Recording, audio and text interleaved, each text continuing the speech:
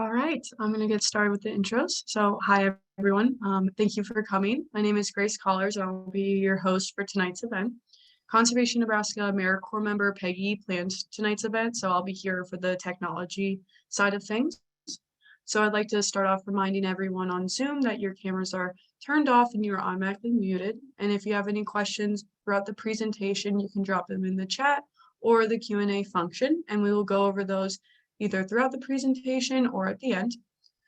There will also be a poll that's sent out at the end of the presentation just about your feedback, and this helps with our grant funding, and also just we want to learn what you guys learned about and care about, so it helps with planning our future events. So if you complete that poll, your name will be entered once to win a $25 gift card. So I recommend completing it. Yeah, and so I will get started by introducing our speaker tonight. So John Hay is an extension educator with the Biological Systems Engineering Department at UNL. He has a bachelor's in science in agronomy at UNL and then a master's in agronomy at Texas A&M. So he specializes in renewable energy and biofuels. John focuses on feasibility of renewable energy systems for residential and businesses, including detailed economic analysis. So energy literacy, including fuel literacy related to biofuels and farm sustainability, are also an important focus areas. John installed a solar PV array at his home in 2017 and has held multiple hands-on workshops to teach others about solar design, installation, and economic considerations. John prefers that we keep his introduction brief. Suffice to say that he has numerous awards and publications related to his important work in the energy field. And Conservation Nebraska appreciates John taking his time in his busy schedule to support our public education efforts. How's that? Take it away, John. Very good. Thank you. I'm going to get us started with the PowerPoint pulled up. You might wonder, how somebody that has degrees in agronomy ever got started in this world of solar and wind and things, but it really happened over a period of time where I was doing a lot of energy work in biofuels, and people were asking questions. What about these small wind turbines? What about these small solar arrays? Are they a good deal? And how do I begin to answer that question of, are they a good deal? And it was a difficult question to answer. And so through lots of study, lots of reading, I knew a little bit, but then through befriending an installer and helping install some systems, both wind and solar, as well as really doing a lot of modeling and study with the regard to the economic analysis, I got into this field quite a bit, and have become quite adept at trying to deal with the economic analysis of these complex systems. And so that's not really what we're talking about today. We're getting a little bit into history because I developed an interest for the history of how these wind turbines came to be and how they became what they were. And my work with these, particularly about how wind turbines look, has really been with kids. I do a lot of building of small wind turbines with kids so they can learn about design, but also learn about renewable energy. So that's the topic that we have today. I'm really going to cover some of the major periods of wind turbine history, and then I'm going to cover some wind physics, and we're really going to talk about why turbines look the way they do. Because I think there's some really important information, and it's possible that you don't look at particularly a small wind turbine the same after today, because understanding those physics really help us understand whether that turbine's got a chance to produce any electricity or not. Really some terminology quick. I was thinking about this earlier. We see wind devices all the time. Windmills have been around for thousands of years. So generally, if it's grinding grain or pumping water, I'm going to call it a windmill. And if it's generating electricity, I'm going to call it a wind turbine. And so that's kind of the back and forth. So importantly, the history of wind turbines is in windmills, but we're going to transition and how the physics change that transition. Now, wind turbines are a technology, and particularly windmills and wind power, is our technologies that developed simultaneously in many places. there are a lot of other scientific discoveries that were that way too. The bow and arrow did not get invented in one place on Earth, and it spread from there. This was a design that humans figured out and invented in multiple continents. Other weapons were that way in early hunting of humans, but also wind and using wind to do work was invented in all parts of the world by different cultures. Sailing ships is one of the early examples of that, where using wind to sail was done throughout the world for hundreds, if not thousands of years.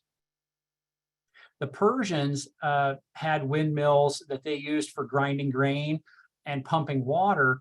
And you can see in this kind of middle picture in the right center that they had some locations where the wind was very consistently from one direction. And they built that where the incoming wind would come from that one direction. And then as the wind turbine spun around, or windmill in this case, spun around, they blocked the wind from the back spinning part to try to increase efficiency. And then they were able to grind grain and do other things that they needed to do.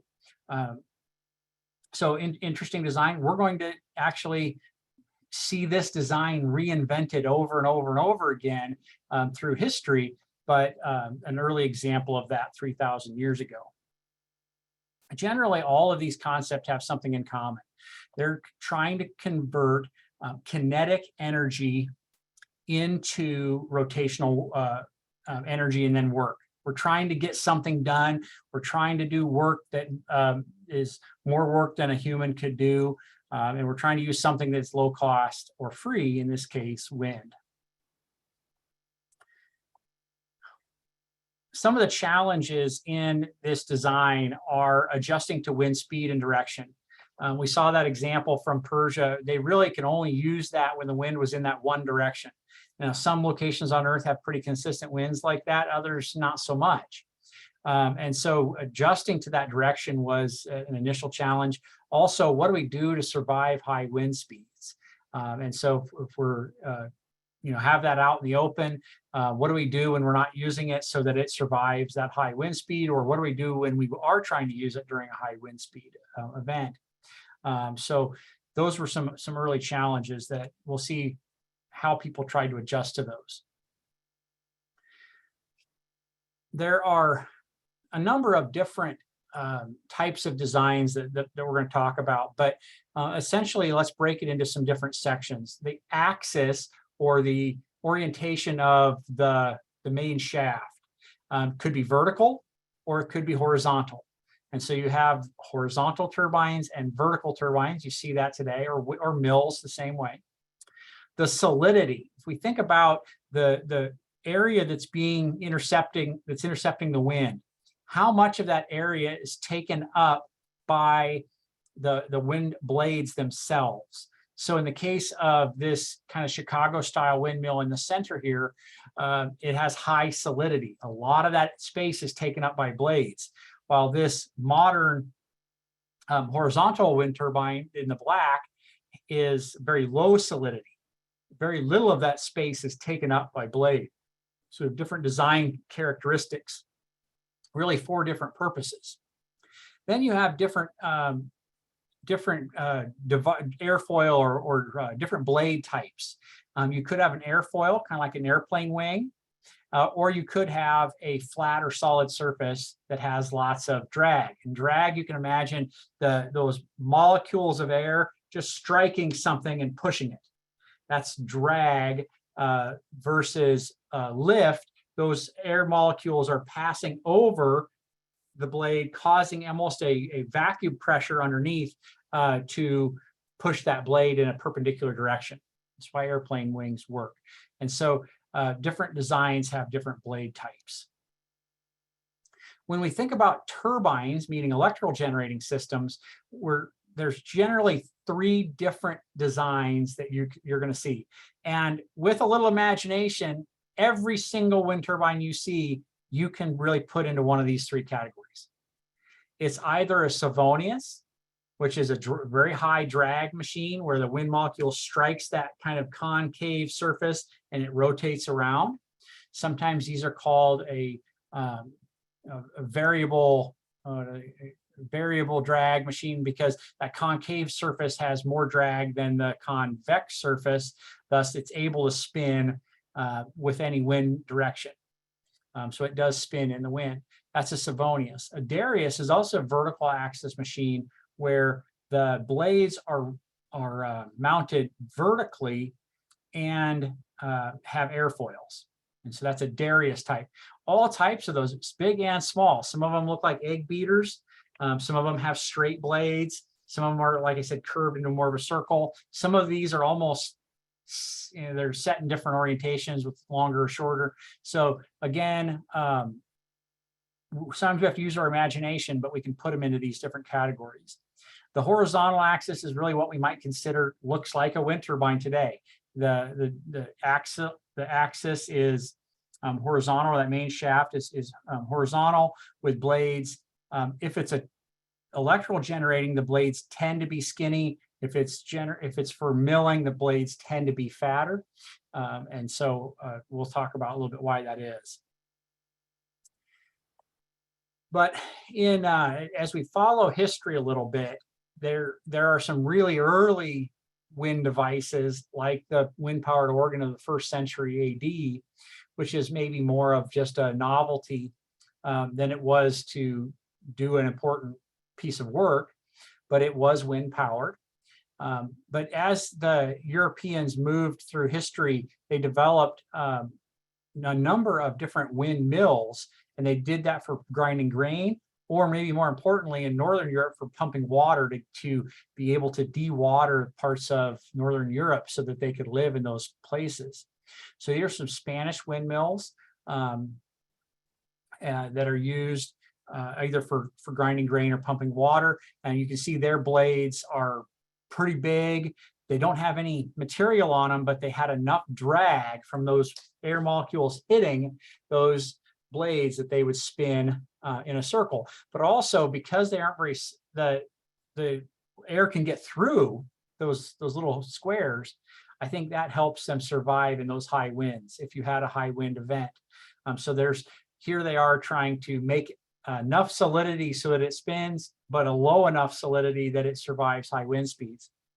A fun book of early mention of windmills is in the book Don Quixote, and every time I see this picture, I think of Don Quixote charging the windmills on his trusty steed, which I forgot the name of, and then the windmill just smacking him, and he thought it was an invading army.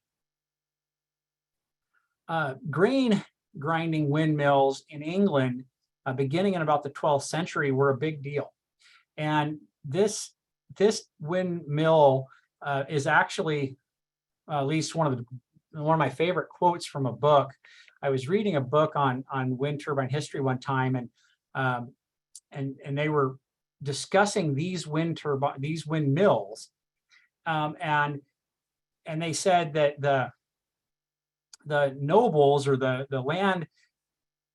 land ownership of England, the rich people, did not really oppose these, and they opposed them for what they considered a very good reason, which is we owned the water mills that grind grain.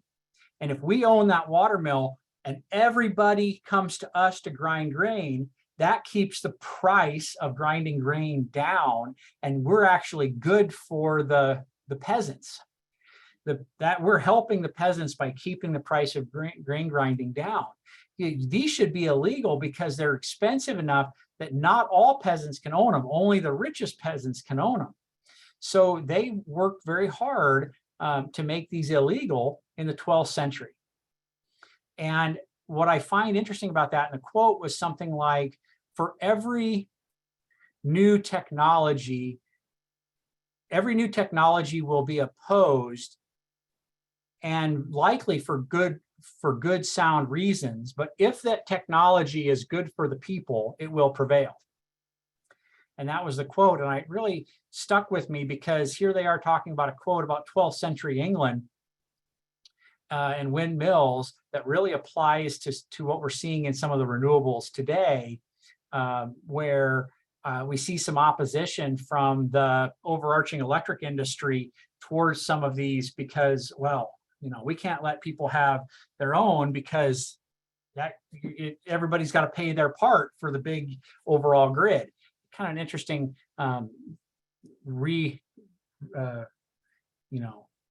reimagination of history. We're repeating history a little bit, maybe. We'll see how it goes. So early American windmills are pictured here, and these were called windmills, but they were clearly for pumping water, and we see them across the central part of the United States, and really see a lot out there today, even some still functioning. Most of the ones you see today are for decoration, not functioning, but there are some out there functioning. You'll see that these have high solidity.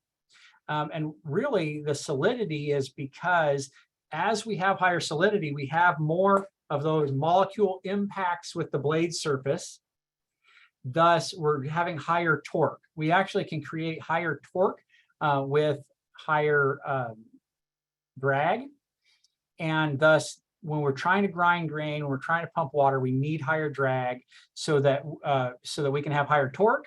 Thus, we can do those very heavy lifting things.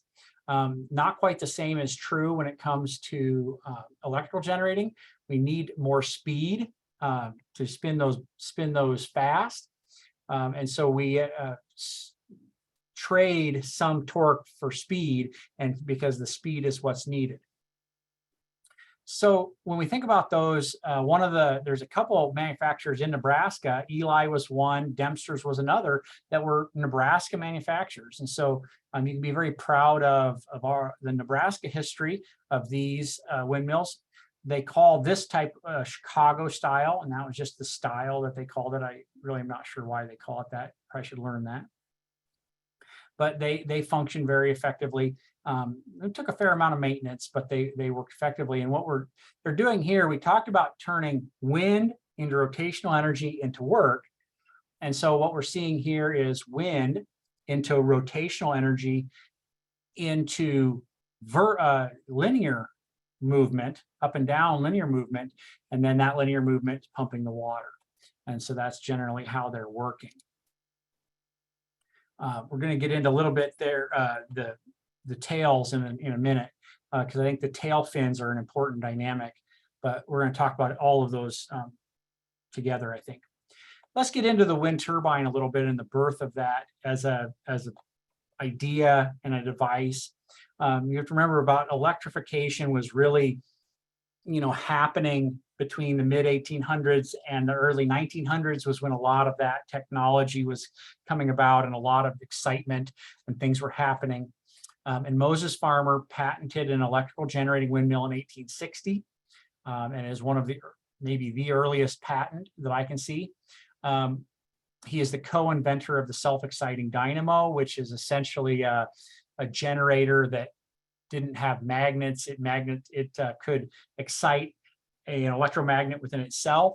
Though when I was reading about this a little bit more recently, co-inventor is right, because it was again invented by Siemens around that same time and his cohorts.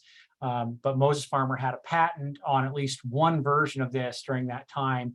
And so I'm going to stick with it. He was one of the early inventors of that. He also invented an electric fire alarm system that was put in Boston in 1852. So that's kind of interesting and novel. Now we have to go to other countries. This is in 1887, Professor James Blythe built this wind turbine to charge accumulators and run lights and batteries at his country cottage. You can clearly see this is a Savonius type of design. I do really like that there's a woman in this picture, a woman or a girl in this picture. And you can see then the physical size of this, and you can imagine how maybe not much fun this might be in a high wind event. Might be worried about it because it's a pretty substantial machine. as we move back to the United States, that was in England. If we moved to the United States, Charles Brush built what he called an automatically operating wind turbine that charged batteries in 1888 in the Cleveland area, I believe. I thought that was on the slide, but I'm pretty sure it was in Cleveland. And this is an amazing machine because you can see that he took a lot of ideas maybe from those old farm windmills and then just scaled them up to just a huge extent. I think that this is turned off at the time of this picture by the way the tail fins are oriented, but or at least turned perpendicular to the wind and not with it, or not with the wind, but or turned away parallel to the wind and not perpendicular to it. Anyway, there's a person doing what appears to be mowing with an old reel mower down here at the bottom. So just an amazing machine. But by this being a 12 kW system, by that day's standards, that was huge. Again, this device being 12 kW, if we think about how big it is physically, we probably could calculate, and actually might be a good thing for my students to try, figure out, what's approximately the efficiency of this machine, because we could figure out how much energy is hitting it at any moment in time, or power that it is hitting it at that time, and then look at the power output and try to figure it out. But my guess is not very efficient.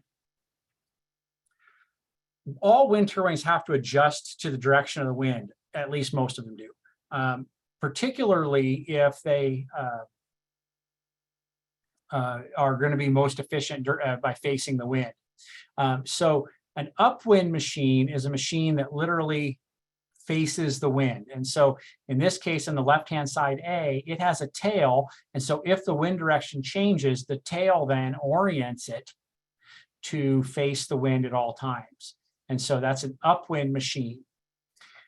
There is also downwind machines. You can see this machine, the blades are behind the tower. So essentially the wind speed coming from the left flows around the tower and at the bottom anyway, and interacts with the blades that are spinning. And this can then orient itself to the wind direction because the blades themselves act a little bit like a tail. So they're creating some drag and back, and it'll orient itself facing the wind automatically. But there's been some pretty important disadvantages of this downwind design.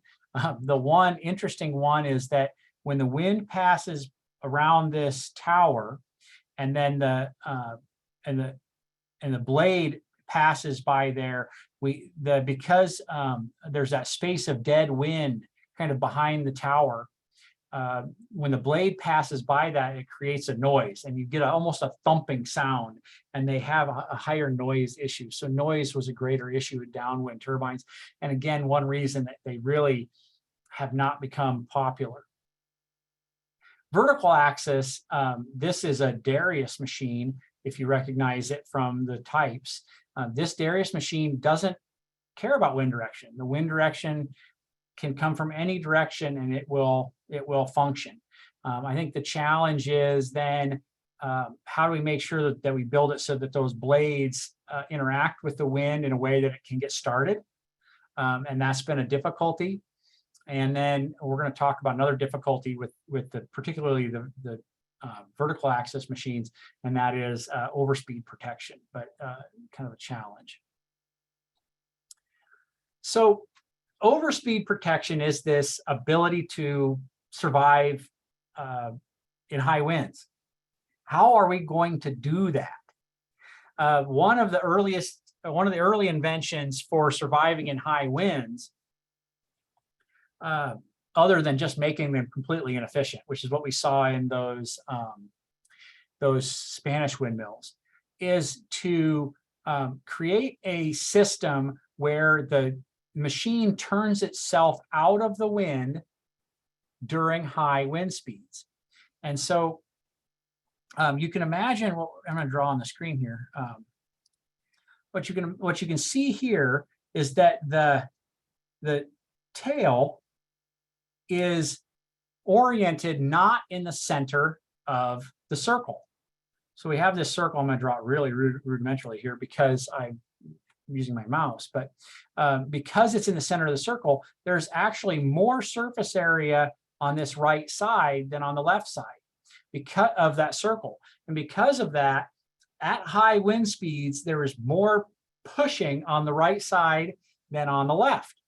And because there is more pushing on that right side, eventually the wind, that wind pressure will overcome a spring tension that's in the tail, and it will turn the rotor, the blades of the turbine parallel to the wind speed. And so the wind is not seeing the whole circle, it's only seeing the edge of the blades.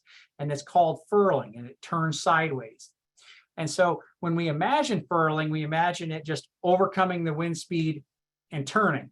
What really happens is the gust kind of turns it and then it pops back. And then the gust will turn it again and it pops back. But the effect is still there, which is the fact that when it turns sideways to the wind, it's not seeing as much wind energy, thus it spins slower. And so it was spinning really, really fast. It turns sideways for a moment and slows down. Then it pops back, speeds back up again. The spring tension is overcome, and so this is how it survives in high winds. And so furling was the main invention used for Chicago style windmills and those water pumping windmills. It was very effective. And so if the tail, I'm gonna make a T, if the tail is perpendicular to the blades, it's in operational mode. If they two are in line with each other, it's furled. And so now I want you to drive around and see those kind of decorative windmills that people still have out there. The ones that are up and in good shape are furled permanently. So they're actually, there, let's go back and see this one. Like this one is furled permanently because the tail and the blades are in the same plane, you can imagine. So this, they pulled a cable on this and folded that tail sideways. That way the wind is never seeing the full circle. And this windmill is up there for aesthetic reasons, and it should survive a long time because you have it furled permanently. If this tail was sticking out toward us through the computer, and it was in operational kind of mode, it wouldn't look that good because over the years, that's a lot of wear and tear spinning very fast. And so that's a real problem. So you should look and see the ones that are out there should be furled, and they are, and for aesthetic purposes, they last a long time that way. Another way wind turbines deal with high wind speeds is called aerodynamic stall.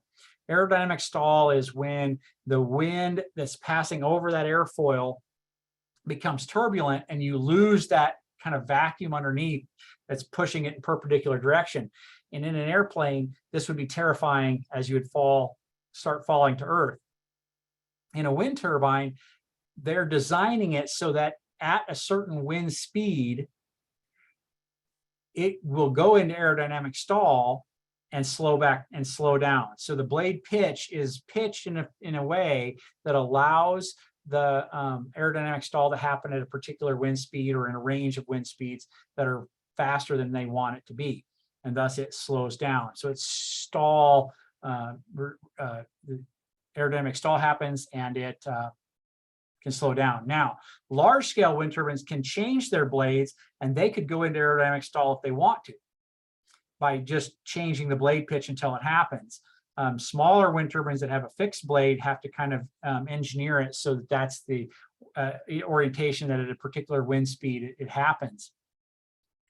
There's another thing that can happen, and they can, I've seen it where some of the stall machines will put their blades on, let me see if I can think about how I would describe this. They put their blades on a movable joint, and then as the centripetal forces pull that blade out, because it's spinning so fast, it eventually overcomes a spring or a weight, and it turns that blade so it aerodynamic stalls. So that's a way that that's done in small wind turbines. When that happens, they are very loud. So they'll be spinning around going, and then all of a sudden they'll go into stall, slow down, they pop back into place, spin up again. So that aerodynamic stall is can be a bit noisy during that time, but it's in a very high wind event typically. So it's like being out in a storm. If that's windy, if that's noisy only during that time, it's probably not that big a deal.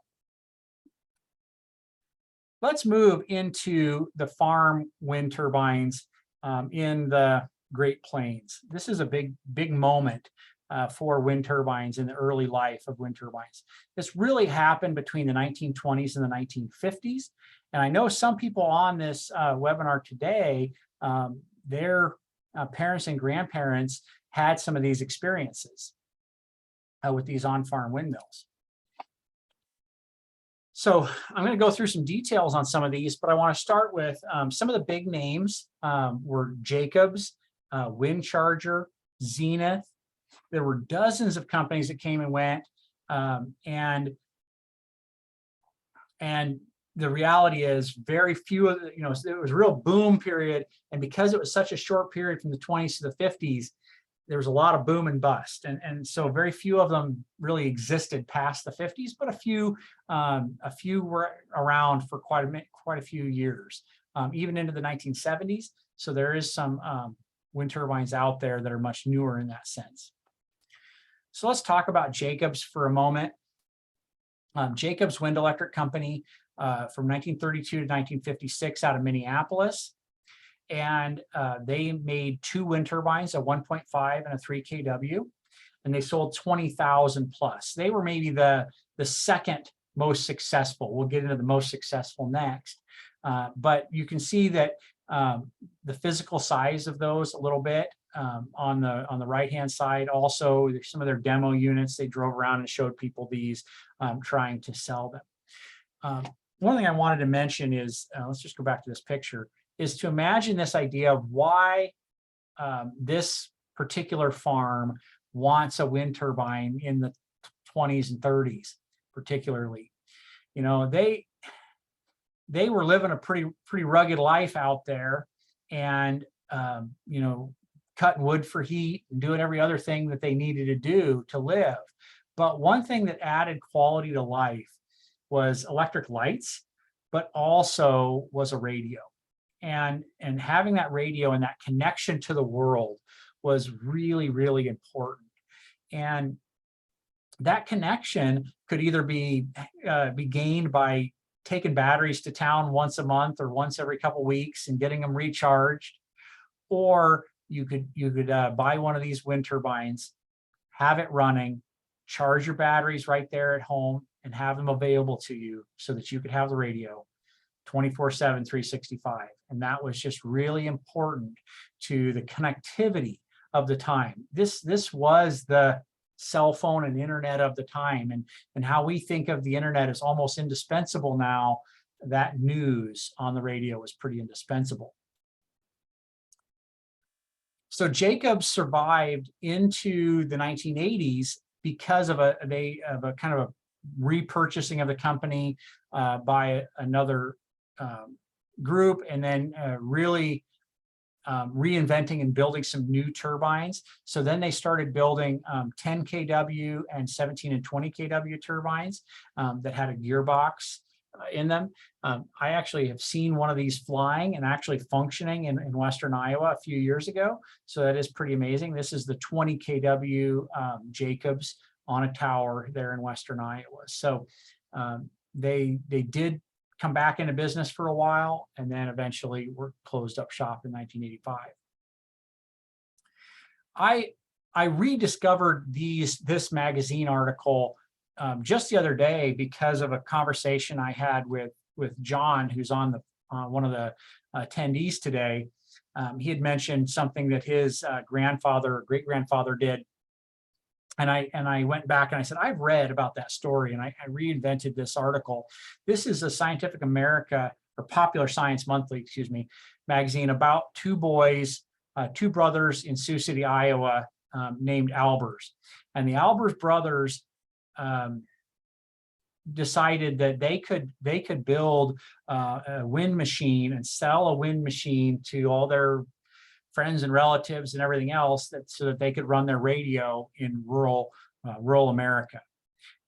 And instead of inventing the entire system, they figured, we can take a generator or a magneto from a car, and we can just attach a propeller to it, a wind turbine blades to it, and then use that as a functioning system. And then what they figured out was they didn't want to be in the business of selling the whole thing. So they, through trial and error, designed a blade. And their entire business model early on was to sell you the blade, and then a design on how to put the rest of it together. So you can imagine, you get on your thing and you say, I'm going to buy a wind turbine, and you get a blade and a set of instructions, and you got to build the thing yourself and find a tower, and so you're essentially getting that. But through trial and error, they developed a very, very efficient wind turbine blade that really stands up to some of the design criteria that would work very well, that worked very well in wind turbines. I mean, they were not college educated, but they followed the scientific method. They followed the engineering design process in their own way, and developed a very, very efficient blade system for the time. Later in the life of that company, though, a radio company named Zenith, you might have heard of Zenith TVs and other things, they discovered the Albers Brothers and said, we want to partner with you, and we want, when you sell a wind turbine, we'll sell the radio, and it all goes together. And they bought a stake in them, and eventually ended up being the builders of these wind charge, and they renamed this the Zenith wind charger. So it was the wind charger under the Albers Brothers. Now it's the Zenith wind charger. And they were by far the most successful of these small wind sales. And they sold maybe 75% of the 1 million plus turbines that were out there. You imagine 1 million turbines out in rural America before 1950. So here are some, wind chargers are also, if you're going to see some out there displayed in some museum, these wind chargers were really, really popular and out there. And so here's some different pieces and parts. One of the things I want to point out in the upper left-hand corner, you'll see these kind of, I don't know, what you call them, scoops almost. What those scoops are is the overspeed protection for this particular turbine. So those were just pieces of metal that were curved, and they would just spin in a circle. And as they spun in a circle, everything's going fine. But eventually, you remember, as that spins fast, the centripetal forces are trying to pull those outward. And as the speed gets too high, it overcomes the spring tension, and those pop out. And as they pop out, they increase the drag of that machine dramatically, and the whole thing slows down, and then they pop back into place, and it spins back up, pops back out. And so that's the overspeed protection for the wind charger, is those scoops. So simple, yet very effective design. There's a really good picture, good close-up picture of a wind charger. Remember that the Albers Brothers originally just sold this blade design, and they made it out of wood, and they mass-produced it out of wood, and it was very effective. So other companies came and went. Parker Precision, Wind Power. You can see the one on top has a furling mechanism where this tail is offset, and thus it can furl when to get it out of the wind. I really like this one on the bottom. This one on the bottom represents both a downwind machine, which is different than others we've seen. So that's how it orients itself into the wind, is it's downwind. But also you can see these metal balls. Those metal balls, as they're being forced outward because of centripetal forces, they can, when they overcome a spring tension, they will pop and change the blade pitch of that angle, or the blade pitch of that blade, causing it to go into aerodynamic stall. So this is a downwind stall operated for wind speed protection system. So really kind of neat design there in the lower right. Well, why aren't these out there? You know, when I grew up, you didn't see any of these. When most of you grew up, you didn't see any of these. What killed the small wind turbine? The death of the farm wind turbine.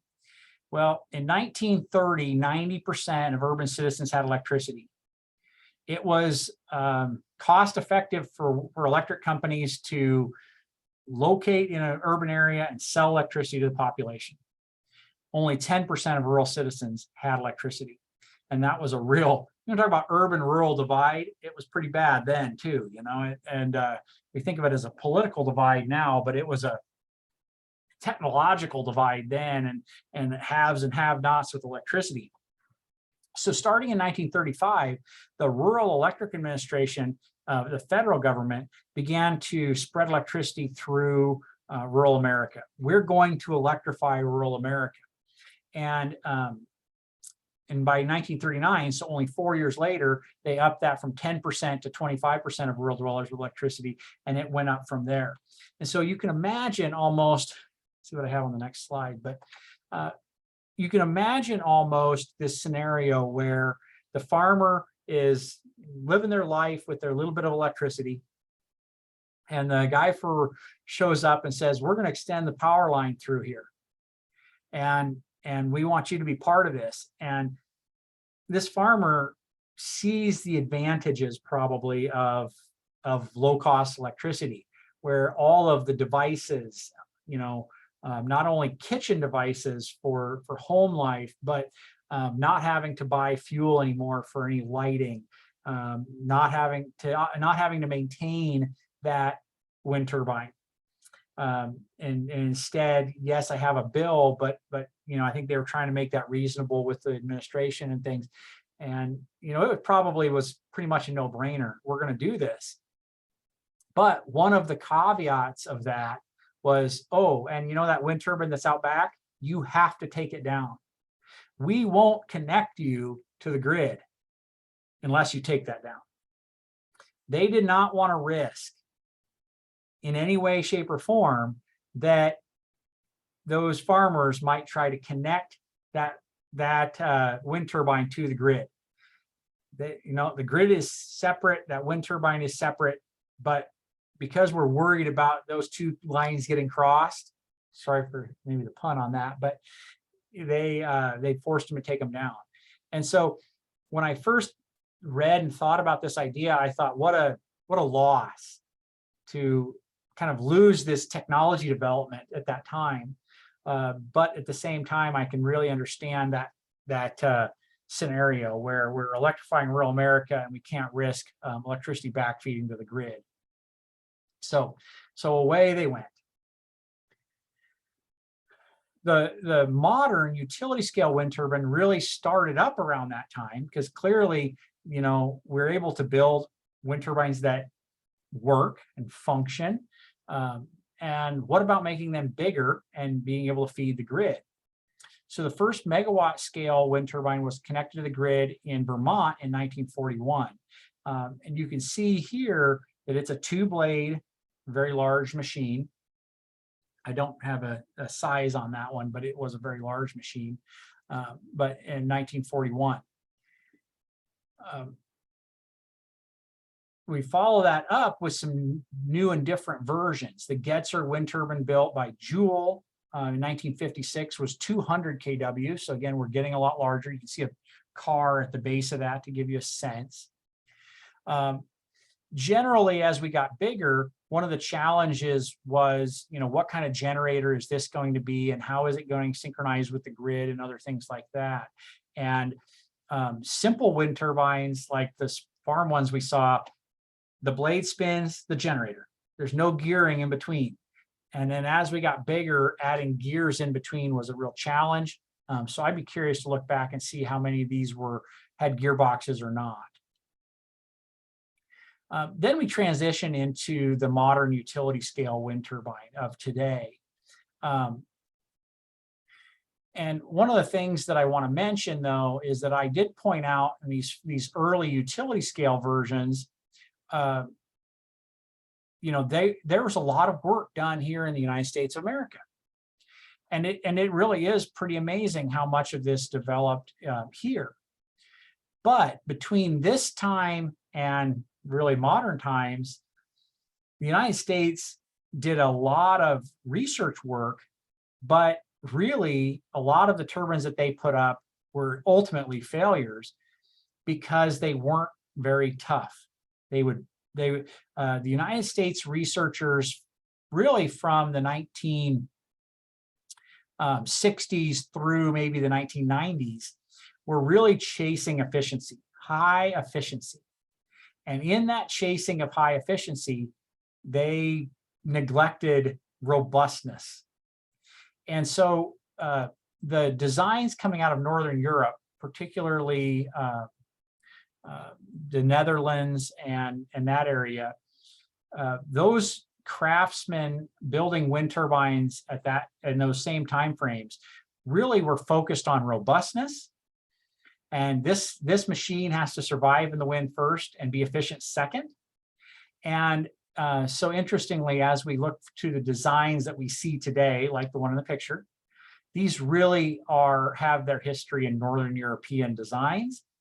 And because of that, the Northern Europeans have really manufactured a majority of the stuff that's out there. Now, we're getting a lot of blades and towers manufactured in the United States, but these generators and things, a lot of that's still done in Europe because they won because they picked the right focus, and that was robustness. And the United States kind of missed the boat a little bit by focusing too much on efficiency. So let's get into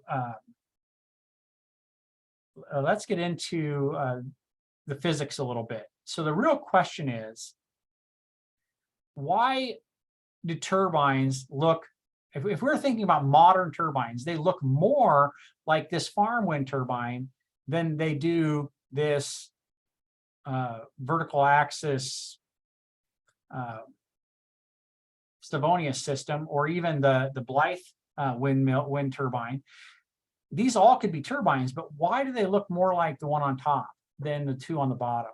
And so we're going to get into that just a little bit here. So follow through some math with me and we'll get through this quick. Kinetic energy, if I'm going to throw a ball, I can figure out the kinetic energy of that ball, and it's 1/2 times the mass times the velocity squared. But a particle of air is a really small thing to calculate kinetic energy. So instead, we're going to substitute a mass flow, the flow of molecules through an area over a period of time. And that mass flow is equal to the density of the air times the swept area times the velocity. And if I combine those two equations, I get the power of the wind is equal to 1/2 times the density of the air times the swept area times the velocity cubed. So now we know how much power is available to us. We can then figure out what efficiencies and what we can actually generate into electricity. So when we graph that, we get this cubic relationship because of the velocity cubed. But this is also one of my favorite slides to say, well, this inventor invented this brilliant wind turbine.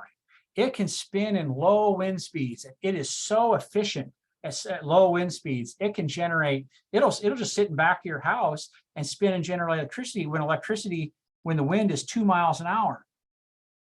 Okay, so you're going to take, see my little dots in the lower left? You're going to take that much potential and turn it into that much energy. Congratulations, you just lit a light bulb for 3 seconds. It generated nothing. It's junk. It doesn't matter that thing can spin in low wind speeds because low wind speeds have very low power. Wind turbines have to be in areas with higher wind speeds to generate electricity, period. It doesn't matter if it's efficient, but at a low wind speed. Oh, it's so efficient. Oh man, it's great. No, it's not. It can't be. We have to be putting those wind turbines out in these areas where there's high wind speeds, where they have higher potential. So let's move on. A physicist did a calculation on what is the ideal turbine as far as efficiency. It's named the Betz limit because of this physicist who did the calculation.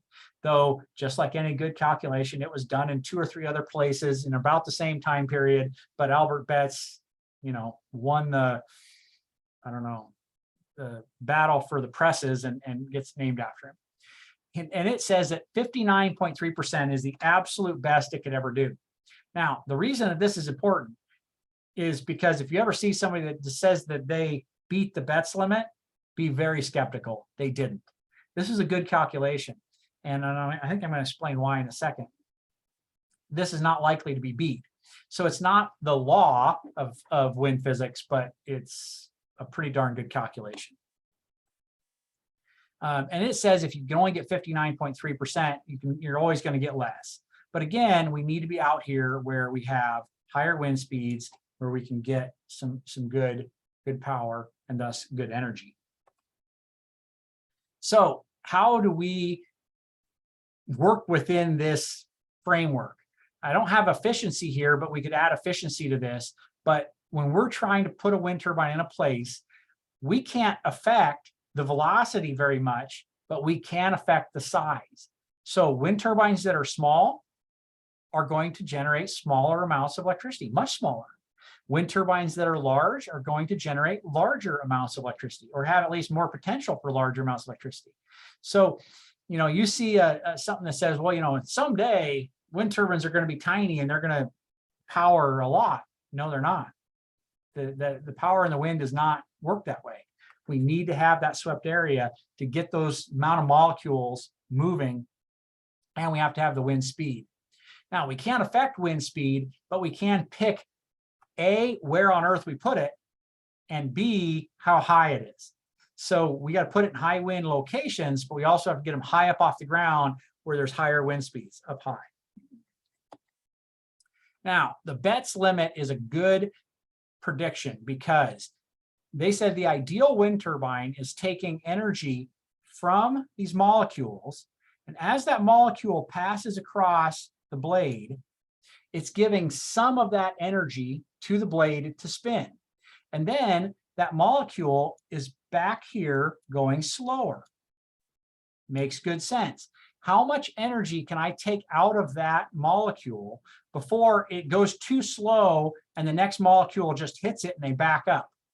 Right? So this is trying to say that the molecule's got to get out of the way. Good calculation.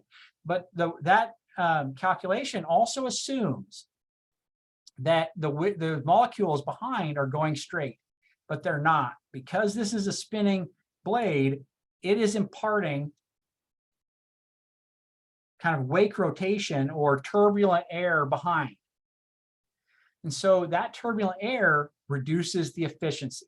So 59.3 is the absolute best. Add any form of wake rotation or inefficiency from turbulence behind, and it's below that. And that's why all wind turbines today are below that.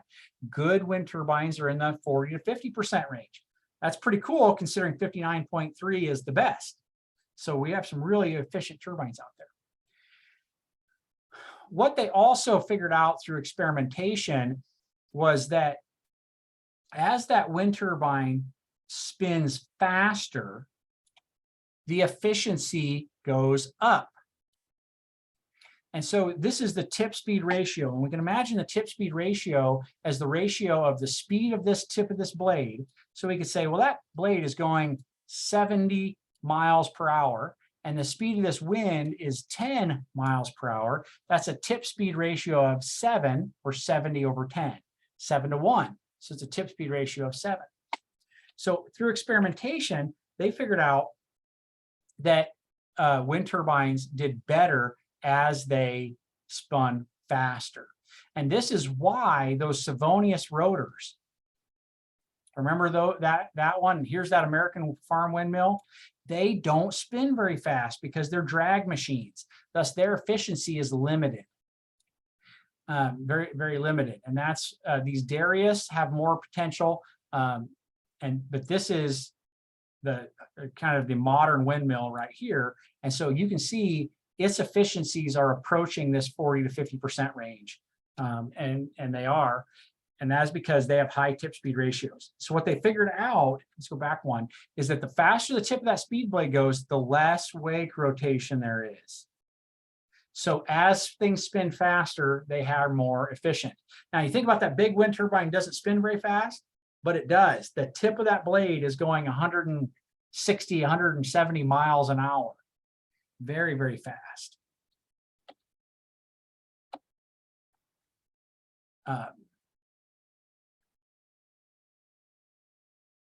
Let's see if we can. I had a student do this the other day. This is a very controversial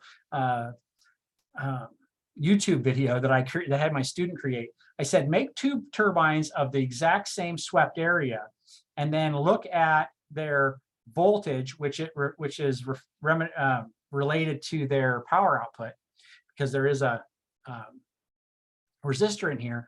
And so you can see 0.23 and 0.84 for the same swept area. This design and the same wind is far superior. And I've had people try to argue this on YouTube a number of times, saying, well, this wasn't a fair test or this or that, whatever. But very fun example that they just don't do well. So let's finish up here. What I see going forward is that if we want wind turbines that are going to generate a lot of electricity, they're going to be taller, they are going to be bigger, they're going to be put in windy places, and they are going to be more robust, which is reducing our, the more robust they are, the less maintenance we have. And we are moving down that path. This is the path we're moving down. Now, those of you that are from the Lincoln area, this is the wind turbine that is north of Lincoln, approximately, I'm just approximating, is approximately that size. The current state of the industry is about halfway between, is about in this area right here.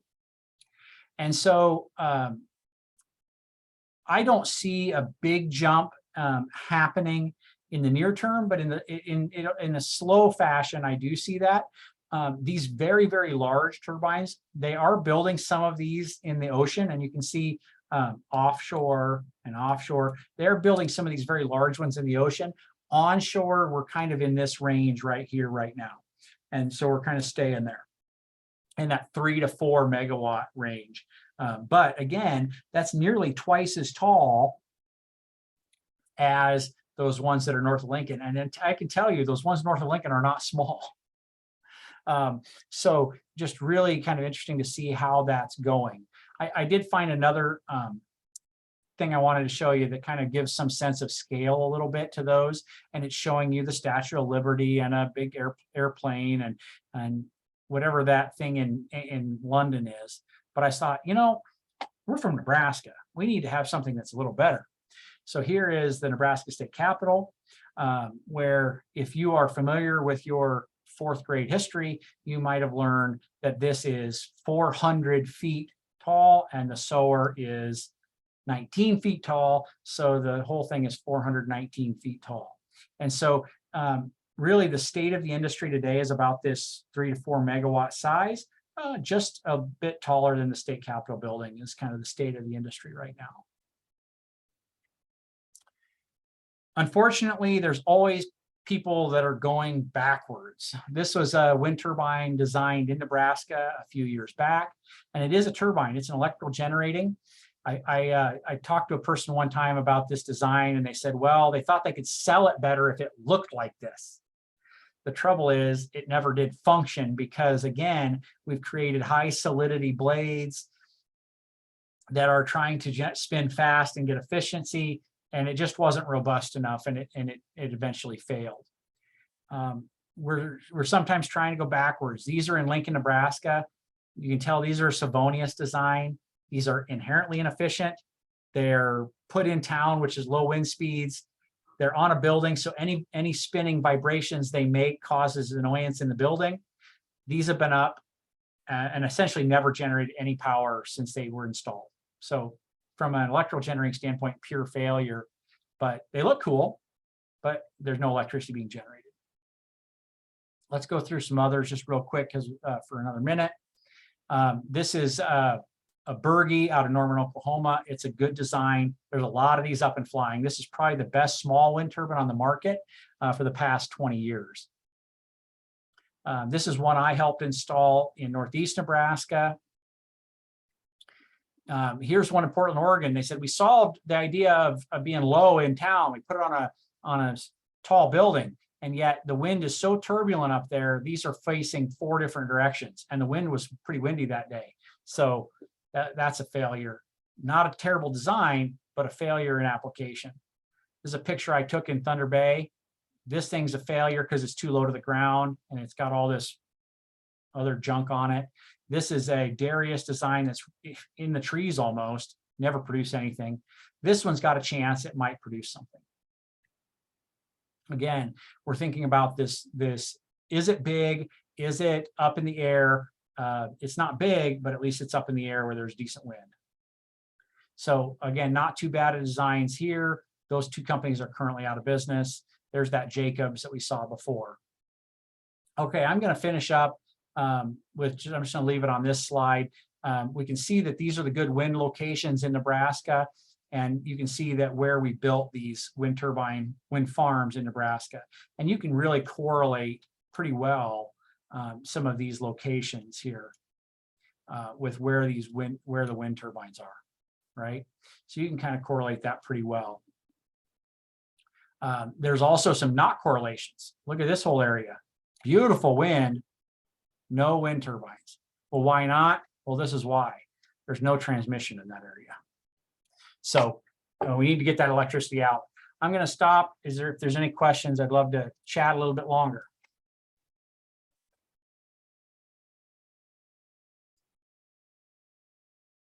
That was great. That was really interesting. So Grace, if you want, we could stop the recording and then just talk with questions, or either way you want to do.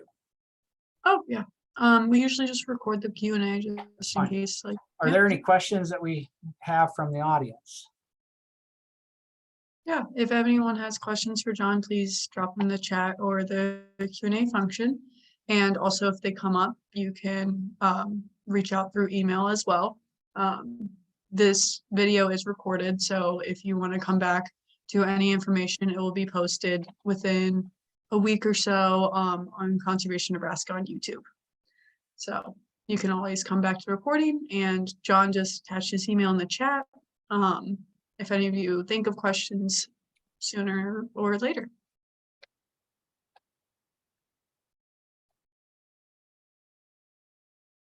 I also put my work phone number up there. You feel free to use that. Leave a message if I don't answer, because that's my work, so I'll be in and out. Thanks for joining us. Have a wonderful evening. All right. Thank you, everyone.